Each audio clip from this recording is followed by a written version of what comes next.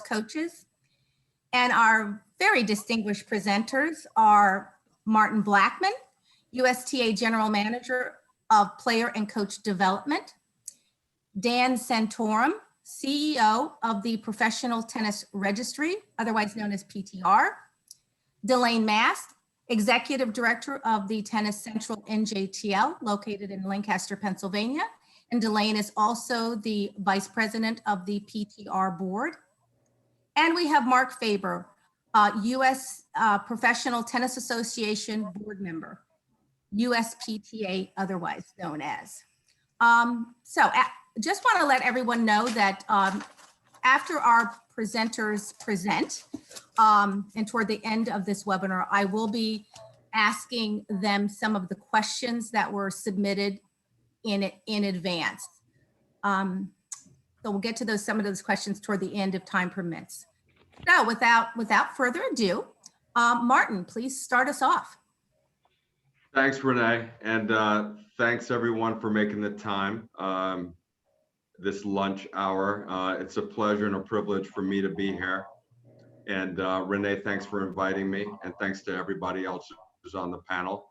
I want to give a brief overview of player and coach development, mostly coach development, because I want to tailor the message really around recruitment and retention of diverse coaches, and talk a little bit about what USTA Youth is doing in this space with our strong partners, the PTR and the USPTA. So really quickly on USTA player development, we're committed. Our mission is to develop top 10 players and Grand Slam champions. That's able-bodied and wheelchair players. And we service the entire player pathway. So if you think of a pyramid where we have all of our top American players, at the bottom, that's really our juniors, where so many of you contribute. And then it goes upwards to our top pros.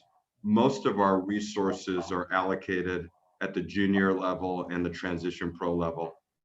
And I think many of you know that we have a strong partnership with the USTA Foundation around some of the stronger NJTLs.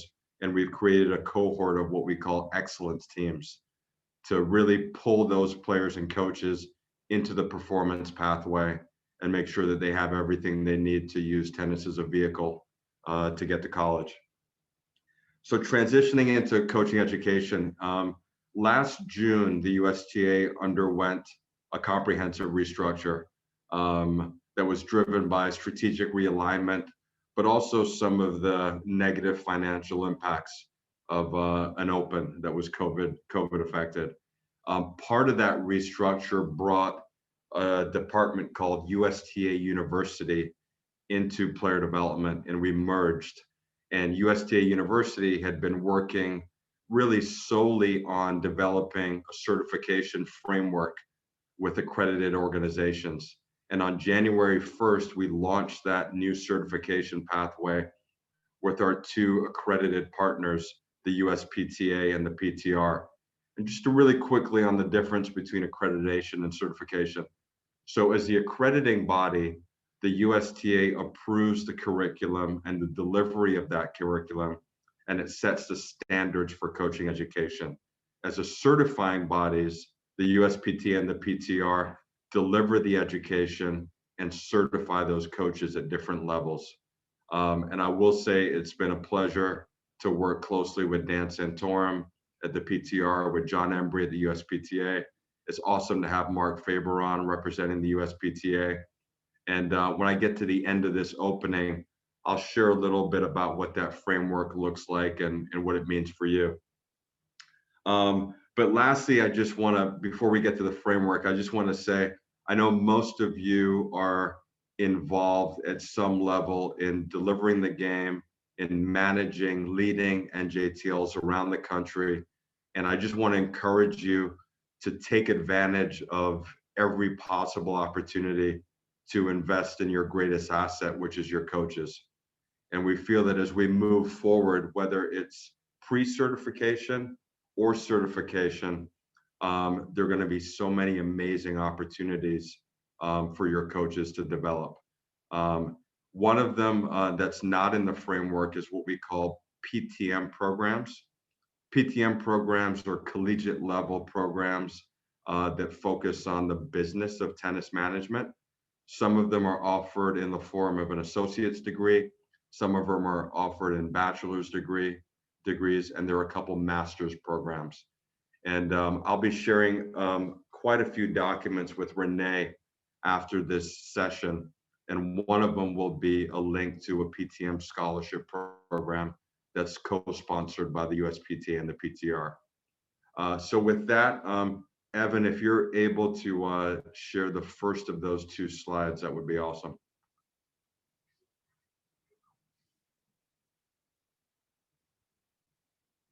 Great. So just to look at the different categories for what we call tennis professionals. And this isn't exhaustive. This is going to evolve, and there'll be areas that are added. But just as of right now, you know, the youth area, which most of you are affiliated with, obviously this is going to be the key to growing the game. It's near and dear to my heart, being in player development. We want to have more and better athletes coming into the game between the ages of 6 and 12. We want to make sure that the cost of development is as low as possible for those kids. And we want to make sure that they have access to a programming and competitive pathway. Obviously, the adult space will always be important. Performance comes a little bit later as players are really choosing to focus on playing at a national and international level. Health and fitness is an area that continues to grow, and that will be called out as a stream in the new framework. Obviously, adaptive is very important, inclusive of wheelchair tennis, but also including other physical disabilities. Coach development, having great coaches who are going to mentor coaches at every level, and of course, the business of tennis management. So these are the areas that are in the original framework as it stands right now. And then we'll go to the levels, which is the next slide. Thanks, Evan.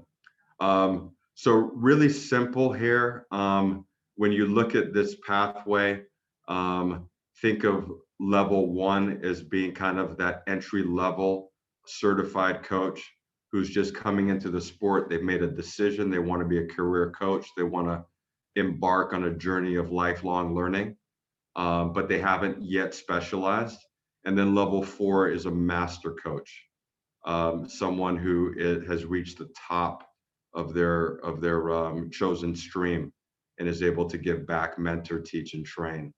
The area I really want to highlight is this pre-certification level of offerings and training for schools and community coaches, PE teachers, community coaches, folks that maybe want to volunteer in your programs and just want to really learn the basics and be able to support programming and work under a certified coach.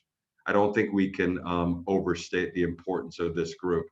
And when they do get a certification or get training at that level, we want to make it as easy as possible for them to matriculate into level 1 and join either the USPTA or the PTR. As you can see here, the streams are also represented in this document. And then obviously performance starts a little bit later. So hopefully this is a really good visual to kind of understand kind of the basic progression that we launched on January 1st. And I'll also share this document with Renee so that she can send it to you after the discussion. So Renee, I hope that was helpful just to kind of level set from a USTA perspective, and I'll hand it back over to you. Great, thank you, Martin. And as Martin mentioned, all slides that are presented today will be shared out within a couple of days of this webinar. Thanks again, Martin, and we'll see you back in a little bit, I believe. Next, we're going to pass it over to Dan Santorum. Dan, take it away. All right, Renee, thanks. Appreciate the invitation to be on. And, you know, this is my home section. I grew up in Butler, Pennsylvania, and was fortunate and blessed to have a high school coach that took me under his wing. And you know, here I am sitting in front of you here today. And so Good to be back. I've been with PTR for 35 out of the 45 years we've been in existence, which I mean, I just thought, I know Renee's like, whoa. And I'm like, yeah, it is whoa. But Dennis Vandermeer, our founder, when PTR started, it was all about diversity and inclusion. And when I got in, I said, all right, let's take it to the next level. And was fortunate that we formed a program called the ACE program, which we'll probably talk a little bit more about in a few minutes. But the program spokesperson was Arthur Ashe. And Arthur, is, I think everybody knows, is one of the founders of the NJTL. And when I sat down and talked with Arthur, one of the big things was two things. One was education of coaches and certification of coaches. And we started out with the program just having the education, and then Arthur kind of looked at our numbers and said, hey, we don't have enough people getting certified. And so we made sure that we included both education and certification. We also made it affordable, and that's a big thing when you look at it. Affordability for underserved programs is important. And the education that we provided, we spent a great deal of money to provide world-class education. And actually our education that we've had since 2011 has been externally accredited, which and might not mean much to you, but in the educational field, it's important that that what we're teaching our coaches is seen in the big picture as something that's credible, and so we're real proud of that. We've also now, because of COVID, we're not able to do face-to-face workshops anymore, and we established back in May online certification, and since we've been accredited in January, the USDA's, they have online education as well that's available. And I do want to point out that there is a backlog right now. We have 600 coaches that are looking to get certified. And so what we've done is we've given to Martin and the USTA 40 workshops, certification workshops, that we like to put on June through August. And we are going to have an ACE component to that for both coaches of color, for women coaches, and those that are younger coaches. So those are the three areas that we're looking to try to help to improve the demographics of coaching. So we put over hundreds of thousands of dollars towards our ACE program. I guess the other thing is that we're real proud that we've worked with a lot of NJTLs in the past, and probably the one I have to give Skip Hartman credit up in New York, because for more than 20 years we've developed workshops with the NJTL in New York, and that led to us working with several other NJTLs around the country. And I want to give you a shout out, Renee, because you've always been supportive from the Middle States section, and that's also gone to other sections. I mean, a majority of the sections have been supportive of the ACE program in the past, and Martin now National is in our talks is going to be supportive too. And I have to mention the districts or states sometimes have been supportive of it. And what's happened is since 1990, since 35 plus years ago, we now have over 33% of our members are coaches of color, which is phenomenal when you consider where we've started. And to give you perspective on the gender side, 26% of our coaches are women. And our goal is to get to 33% in both of those categories. And as far as age, we're there as well. It came out of a story that Delane and I had a conversation with Billie Jean King at the Hyatt during the USTA semi-annual meeting. And she asked what the percent of women coaches were. And I told her at that time it was 25%. And she said, Dan, that's not good enough. She said, you have to have a third. And I asked her, so well, why a third, Billie Jean? And she said, if you don't have a third, you don't have a voice. So we've got it. We've got a voice as far as our coaches of color. We need to do a better job with women. We're working with Martin and the USTA and to try to get more women coaches. And look forward to working with you, Martin, on that and getting to that. Well, our self-imposed goal is 33%. Martin and the USPTA and the PTR are going to set KPIs, and hopefully we'll set them high because it gives us something to shoot for. So look forward to answering your questions at the end. Great, thanks, Dan, for that. I do want to hear more at the end. I want to hear a little more about the program you're doing between June and August. A little bit more about that. But let's pass it on to Delane. Delane, take it away. Thank you, Renee, and thanks everyone for joining us. Thanks to all the panel. I think I'm put in the middle here today because I'm really the grassroots person on the phone. So I give kudos to all of you out there, and you can raise your hand silently at your computer. For those of you who roll your sleeves up and really get out and try to work with the kids every day. That's something I love to do. And for those of you that don't know, I do run an NJTL chapter here in Lancaster, Pennsylvania. The city of Lancaster has over 65% residents of color and different ethnic backgrounds. We are a huge home to refugees. So for those of you that didn't know a lot about Lancaster, Pennsylvania, I just thought I would let you know.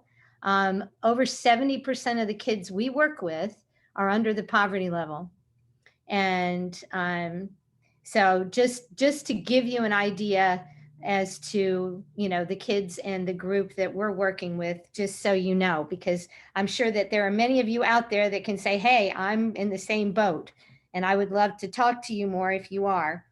When we're talking about recruiting coaches, one of the things that I've found that has been critical to our success is being able to maintain or retain the kids as they come through our program.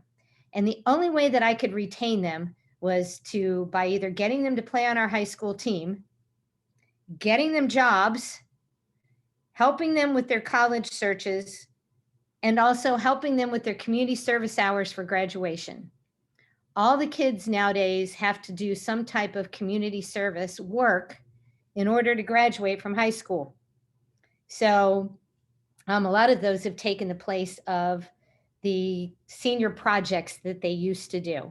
They're now asking them to do community service hours. So what we did, and I noticed that this might address a couple of the questions, Renee, that you had ahead of time, was we created what we called a leadership program. And the leadership program is for the kids that when they reach high school in 9th grade, they can sign up as a leadership team member. And what that does is that gets them into the pipeline so that we can start to train them, help them learn the next generation, go through our coaches workshops where we work with the kids in the summer that USTA provides for us. And they donate. They actually work their first year for free. They get their community service hours. So they'll get all their community service hours they need for graduation in 9th grade if they come and work with us and continue playing tennis and starting to learn how to work in the sport. The second year, if they have completed their community service hours, then we hire them. And we give them a job and we pay them, because by the time they're sophomores, mom and dad are saying, go get a job. They have to work. So if it's not in tennis, it will be somewhere else. And I would rather them work for me than work at McDonald's. So we actually give them a job and we train them. and they get paid, and they work usually about 4 hours a day for all 6 weeks over the summer. So it's not too crazy, but it gets them started, and it gets them learning whether or not they love to work with kids, whether or not they're good with people. We help them with their communication skills. We call them, they have to take an interview class with us. And it's basically teaching the kids how to meet people for the first time. Because every time you meet someone for the first time, you're basically in an interview. And so we'll do that with them. We will get them on court. We will get them helping us. We'll pay them to work.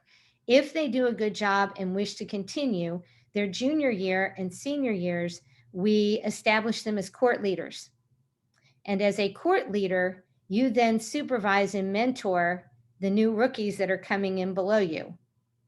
So we've started this program about 3 years ago, and we now have people in 8th grade and 7th grade that want to know how they get on our leadership team. How can they get started? We now have people at the junior and senior high level who are wanting to get certified. You know, some of these people in the pipeline are some of these kids that are looking to get certified. You know, we're talking to some of them now that the PTM schools are offering scholarships for some of the kids. We're now talking to some of them about potentially going on and doing this as a career. I have a couple that have said, you know, I want to do this full time. And there's others that say, hey, I have a career in electrical engineering that I want to pursue, but I'm going to keep coaching kids in tennis because I love it. So I just thought that that might be helpful. It's not anything that anyone else on the phone can't do in their own backyard, to just create a pathway for kids and meet the needs that they have to have met in order to stick with you. Because if I'm not offering these things, like I said, they're not going to be able to stay with it. They're going to have to go and find a job to pay for the car they want. So I thought that that might be helpful. The other thing that I thought that might be helpful was finding places that are near you where you could recruit coaches. And I've had some really good luck with we have a Lancaster Bible College that's close by. And we also have a Franklin and Marshall University and Harrisburg Area Community College. So we have from 4-year universities to Christian schools to local community colleges. And we've gone and reached out, not just to get them to join our team and teach our kids, but also to get them to help run satellite sites. Right now we have a lot of migrant families right here, and we're trying to find locations to teach a lot of these migrant kids, you know, the sport of tennis and all the things that go along with it. And so the colleges have opened up their doors to some of these organizations, and we're getting their teams to run the program. So we're coming in and training their teams to help deliver tennis to those kids. And those kids will come over on campus, which is a great way for the kids to see a college campus. And the tennis on campus, or the varsity kids, are learning what it's like to teach tennis, not just play it.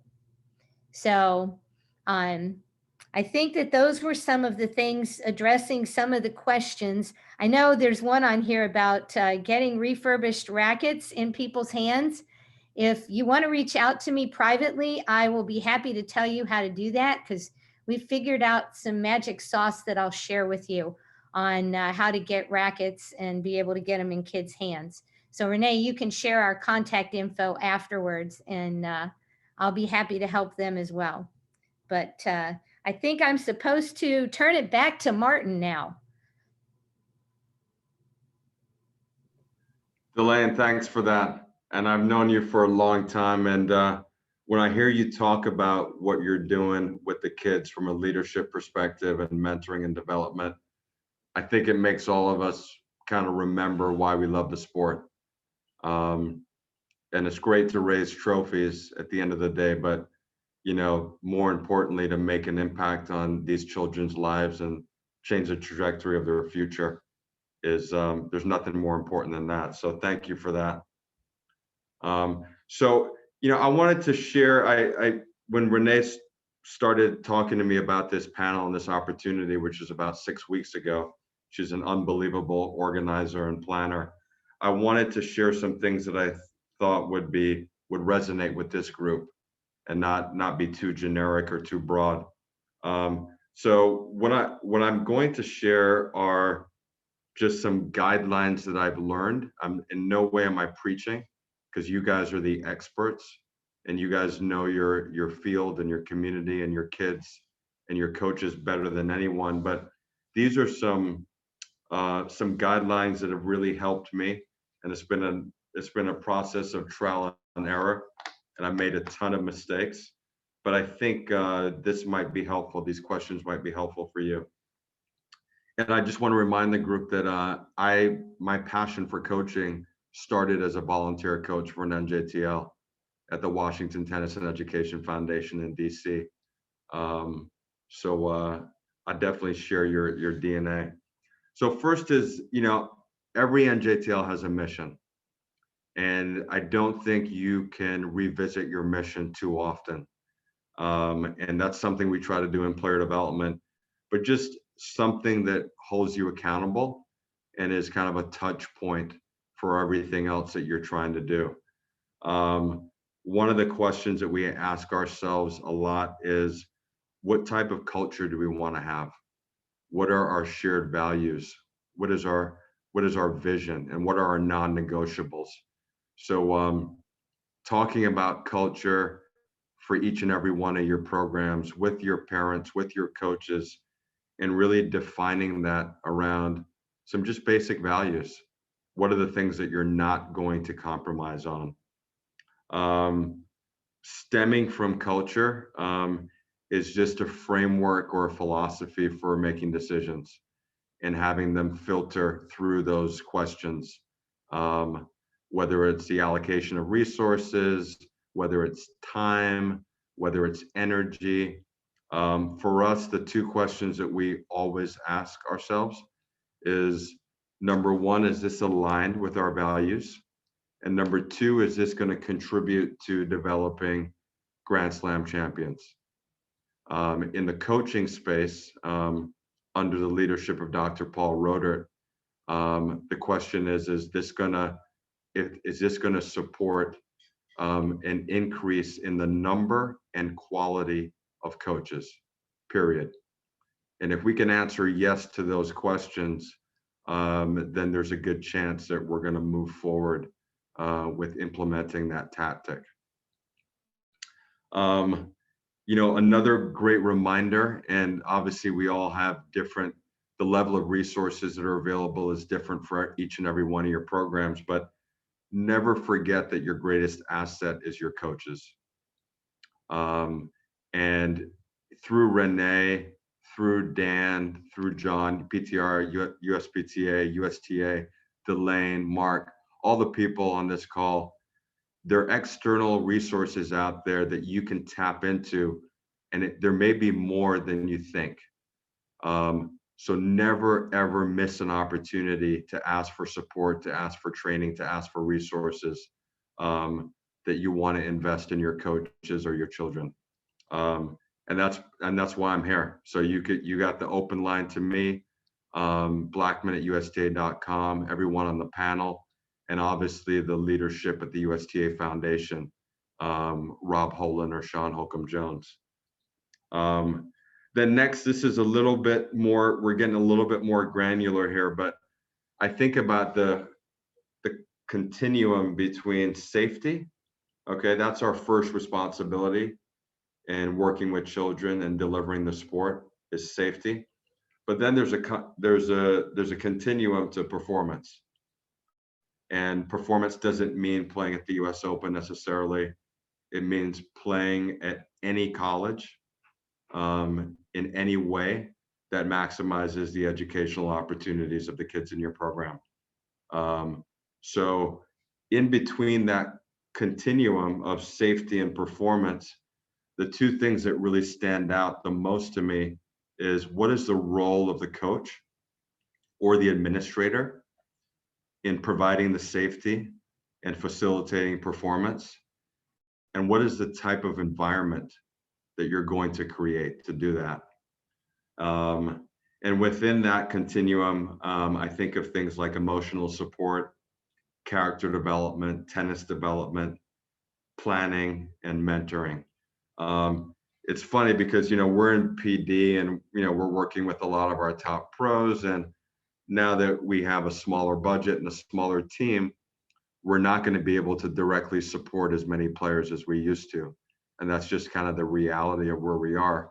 But one of the things I shared with our team is that every single American player that plays a junior tournament, that's in college, that's on the pro tour, is part of Team USA. And if we can't give them resources, we can't give them bandwidth, and we can't give them coaching, the one thing we can give them is emotional support. And never discount the value of that emotional support within your programs. And then lastly, when I think about, a high performing culture, a high performing organization or team, which all of you are working towards, and which I'm working towards, and everyone on this panel is, I think of values driven decisions, which are always number one. I think of process driven decisions, which are always about what can I do to get better? What can I do today to get better? Am I willing to get out of my comfort zone? Do I have a growth mindset? Am I willing to work on my weaknesses?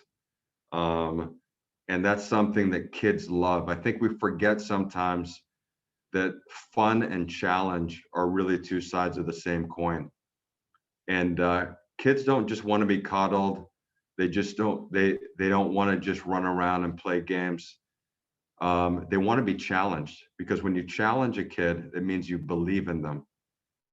And that is one of the most fun and rewarding things for the kid and the coach that you can ever do. And then lastly, we have to measure ourselves based on outcomes.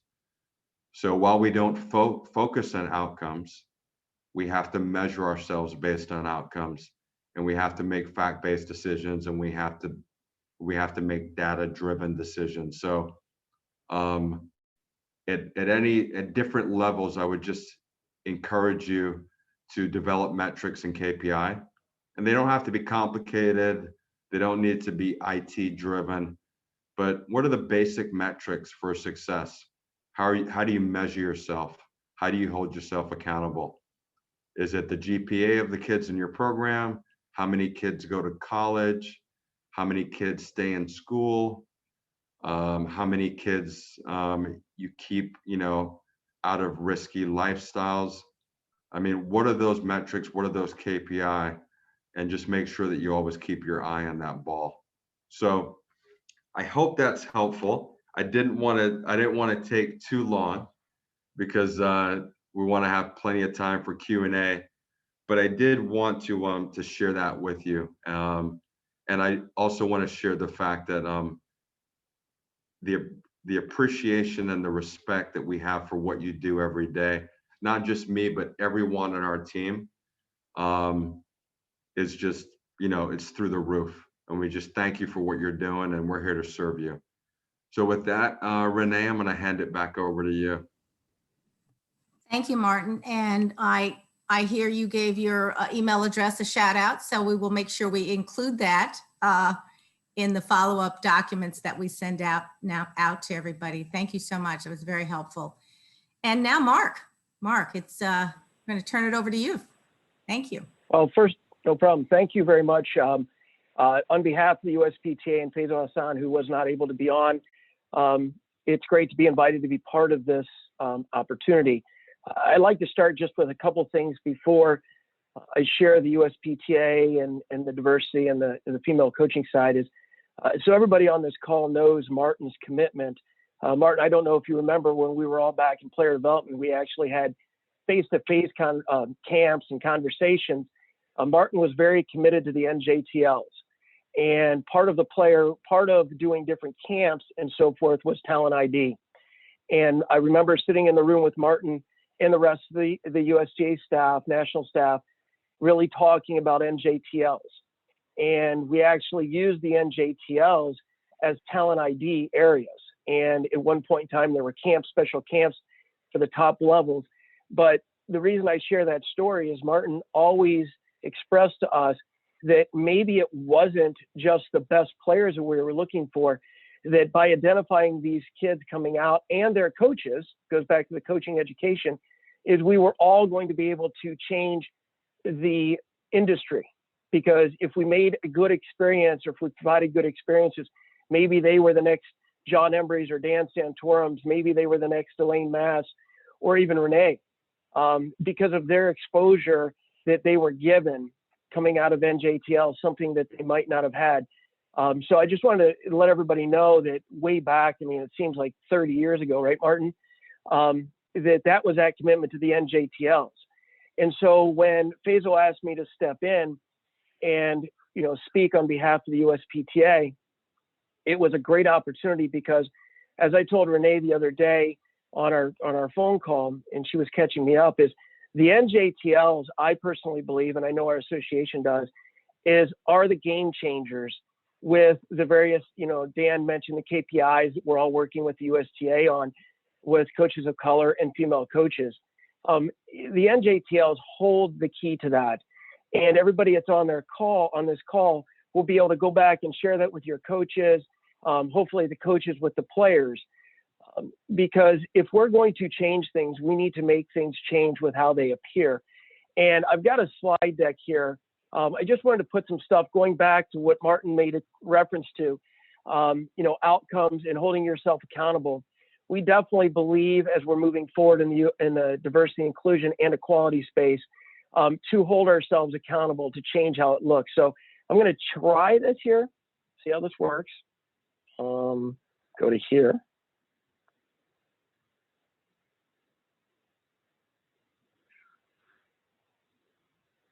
Okay, so I'm just going to kind of go through some stuff. Great name, title, great. Just an overview of the USPTA for those of you that are not familiar. You know, Dan shared some of the stuff from the PTR. I just like to state, I talk about this a little later, something else that really learned through player development as well is I graduated from a PTM program, so teamwork was always emphasized. So we can talk about great things from the PTR and we can talk about great things with the PTA, but unless we're all together doing this, it's just going to keep going at a slow pace, but teamwork can change it. The one thing just to mention off of this slide is NJTLs are all throughout the country. And if you look, we have 17 different divisions, and you come here, you can look where your NJTL is located. And each one of these divisions has a leadership, and that leadership is there to help you, to be a resource for you, and to get involved in your NJTLs. One of the things the USPTA has definitely learned through the great people we have working on our diversity and inclusion committee is if we continue to wait for people to come to us, no matter where you are, it's just not going to work. We have to work together. We have to come out. We've got to do like Martin did with player development and go to the NJTLs and the coaches and the executive directors to say, hey, how can we work together to make things better? So that's just one thing I wanted to point out from our structure. Now, the USPTA approach is one thing. I always say this, and I know our committee says this, and there's the chair, co-chair of the committee. We all have two ears, we all have two eyes, and we all have one mouth. And basically that means we need to listen twice as much as we talk, and we need to look twice as much as we talk. And before we talk, we need to really pay attention to what we're hearing and what we're seeing. So we're very serious about that. And if you look at this, once again, the reality of it all is, if I can see it, I can believe it, then I can achieve it. And that is so big. And if you look at, you know, even though Dan quoted the numbers that he quoted about their groups, the PTR, it's still not enough. From the USPTA standpoint, PTR, and Dan, you referenced that as well, we need to continue to raise the bar, because the one thing that I've learned is people are going to feel comfortable when they're around groups of people that truly look like them, that are experiencing the challenges that they may be facing. And unless we change that, we're not going to change what the tennis industry or the USTA's term, the ecosystem looks like. And so our overall goal here with our diversity, as you can see, we want to identify future leaders. How does that play to the NJTLs? It's simple. The kids that are in your program are the future leaders of this industry. Plain and simple. How are they going to know that? We need to engage the coaches of those levels. We have to provide that education. We need to make sure that, you know, people of all backgrounds feel safe, like they have a safe place to contribute. I mean, we all listen, that's great. Their voice is one thing, but they need to know that their voice is heard when they're at the table. I'm going to show you how we've kind of broken it down into some areas. One of our big goals is last year we wanted to have a diversity, equality, and inclusion symposium. It was put on hold because of, like everything else, COVID. We will be doing that in the future. We've worked on things we've learned, to give a shout out to Mrs. Marissa Grimes with the USTA. I know she's been working with all of us. She's been doing a great job of getting out there and listening to all the stakeholders in the industry. And this is where all of this is also coming from. And you notice we surveyed our membership and asked them. So, the one thing that we're very, very proud of, and Martin mentioned this, I think a lot of times when you hear diversity, you think of coaches of color, and what is, African-American, Hispanic, Asian American. So we've identified all of that, but we also took it a step further. Martin mentioned earlier, adaptive. I mean, we actually have an adaptive task force. We have a wheelchair task force, and we also have an LGBTQ plus task force. And we've also increased it now. We've added a Native American task force to all of this. And we're going to continue to add, because once again, we want everybody to know that they have not only a seat and a voice, but their voice is going to be clearly heard. And as we've learned, and each one of these groups went out and surveyed and we surveyed general membership. And so, something as simple, and when you put out a survey, we learned from the LGBTQ plus, is putting down a non-binary thing in the selection of how, male, female, well, all of us can identify one thing, but that's something that we learned, and we know that their voice has been heard, because now on our applications, we're putting these things down. Because we do know that it's very, very difficult to get people to answer surveys because they're shy about it. And they have every right to be shy about it, because the system has not been welcoming enough to them. I'm not going to say it hasn't been welcoming. It hasn't been welcoming enough. We all need to do better where they feel more comfortable. And if you go back to one of our goals, is creating a safe place for them. We've taken it a step, and you saw the 17 divisions that we have. So we have our committee, and then we've identified somebody beyond a DE&I division committee person, but we have liaisons in every one of our divisions that's working and holding our divisions accountable. And you might say, what are they being held accountable for? Well, we had every one of our divisions do a SWOT analysis in the D&I space. And these are just some of the things that came back. And I would guess that, with how the PTR is set up and they go into their areas, that they would see some of the same things. I mean, they'd probably be stronger in some areas where we're maybe weaker, and we'd be stronger in some areas where they're weaker. That's okay. USTA is doing the same thing. It's okay to have your own strengths and weaknesses, but by becoming stronger together, we increase and improve the industry. It was mentioned about the female coaches. USPTA is very, very proud from the standpoint, if you notice the top of this cycle, we started with a women's task force, and that now has evolved into a full women's committee. And out of that committee is increased leadership presence on all levels. And then you talk about we're partnering with various women's coaches, and we have a great partnership with the Women's Tennis Coaches Association, probably one of the top, if not the top, educators in education women's coaches. We've created off of this a series of women's empowerment webinars, education days at our World Conference, The last time we had a Imperfect World Conference, one of our days was committed to all female presenters on all different topics. And then we continue to highlight our female industry leaders. So this kind of shows, and I share this only because this is where the DE&I is right now, or is starting. You can see where our women started and where we've evolved to, and this is leaving off a lot. So because of our commitment in this space, you're going to see the same kind of cycle occur in the DE&I space. We mentioned about the SWOT analysis, and Martin talked about accountability. And I believe your exact words were accountability and holding things to outcomes.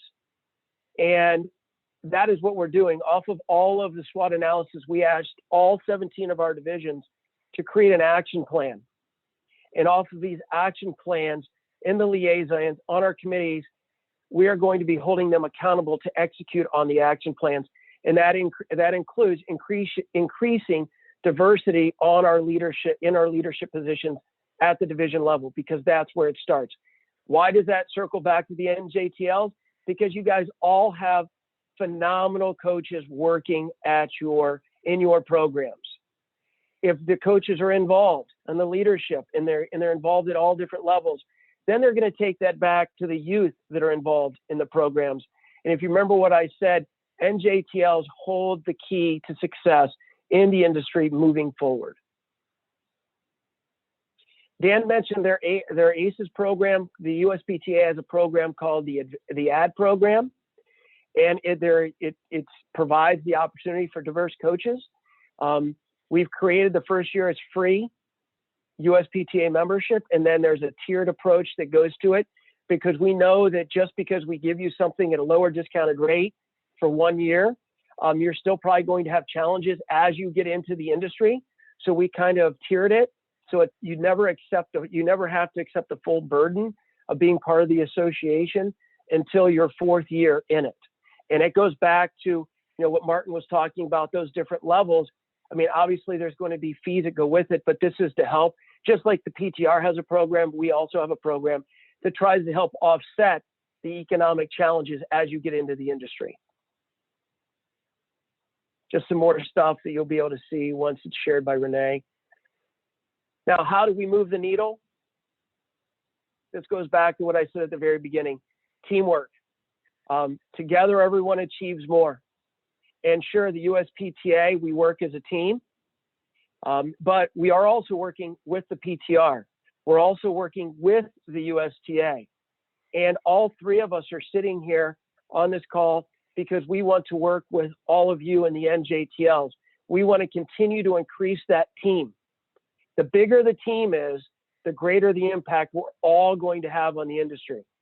So I just kind of wanted to share that with everybody, because together we can change that picture. And I think that if you look at that picture right there, if we're all honest with ourselves in the industry, currently that's not what the picture in the tennis industry looks like.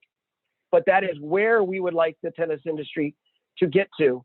Not in the long term. Sure, we want long-term effect, but we want to see it happen sooner rather than later. And hopefully you can see the USPTA is very committed to this, because we have put out in writing, we have put it down.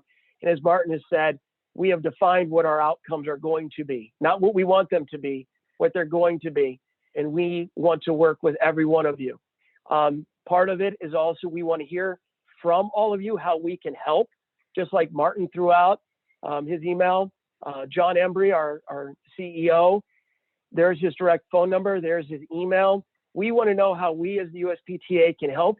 If you're in, say, the Midwest and you're at NJTL, we can put you in contact with the leadership in the division, which makes it very easy, because as I said, we have 17 of them, and that will help make it very centralized in your assistance.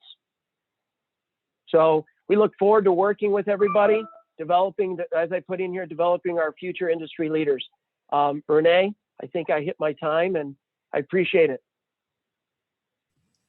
Fantastic, Mark. Thank you for that. And again, if you don't mind, we'll share those slides out within a few days after this webinar.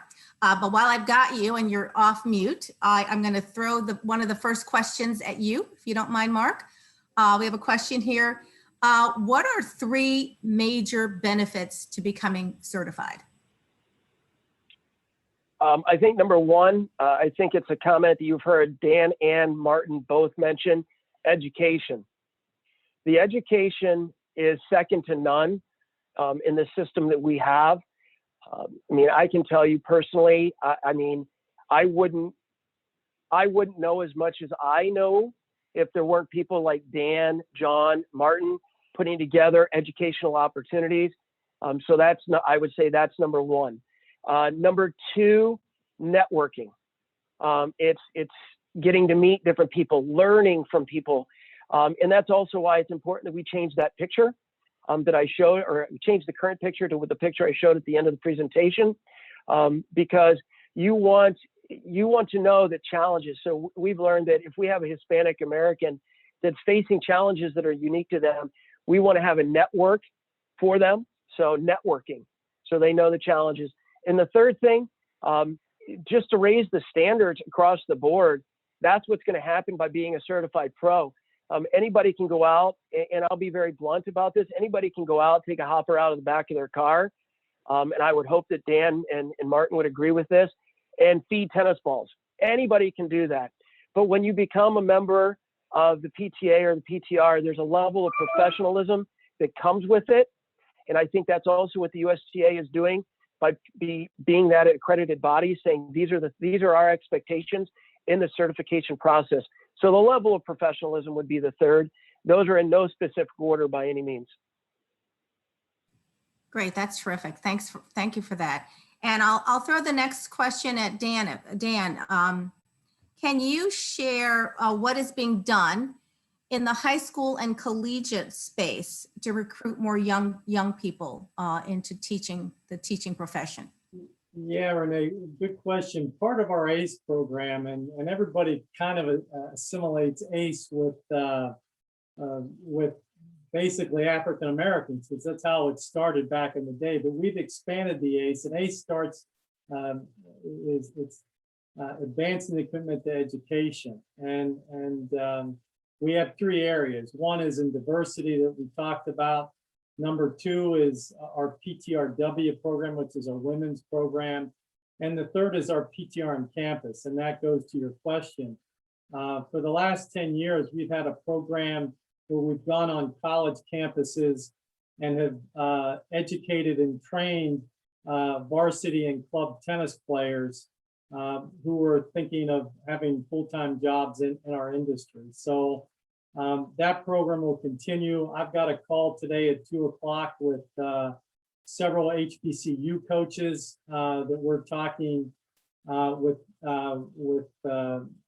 Crutches. He's William Crutchfield. He's the coach at North Carolina A&T, and he's leading up this conversation of how to get more of his players educated and certified to teach tennis, and look forward to a career in teaching tennis. So, and then lastly, I just want to talk about, the Hispanic workshops. I know that was one of the questions.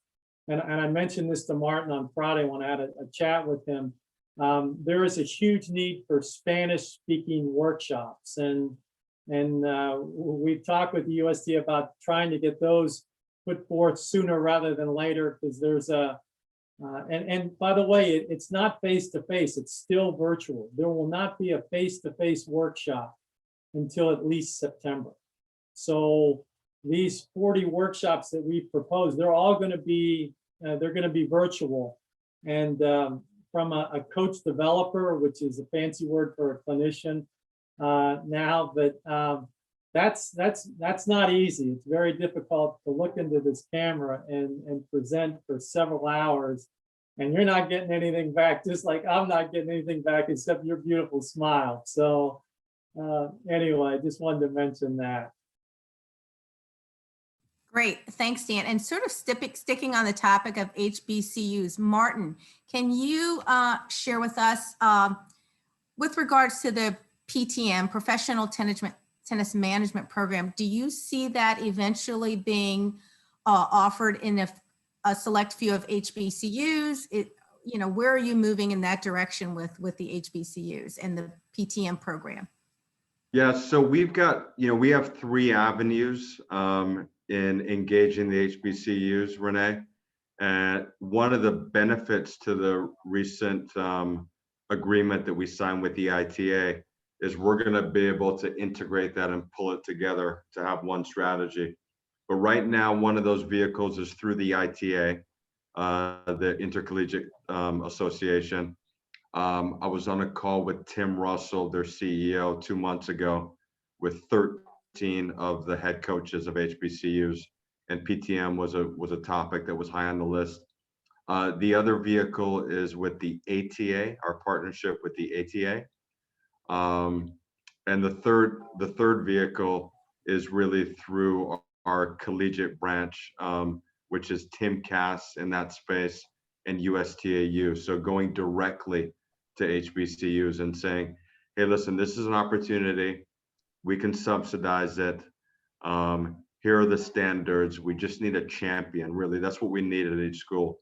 We need a champion who's willing to kind of take it to the administration, take it to the athletic director, the president of the university to develop those programs.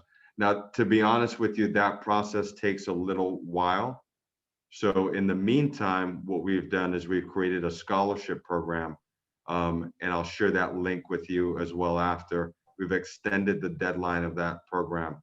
So I hope that all the NJTL leaders on this call, if you have a young person going into college or if you have a young coach, that PTM scholarship is a great opportunity to take advantage of.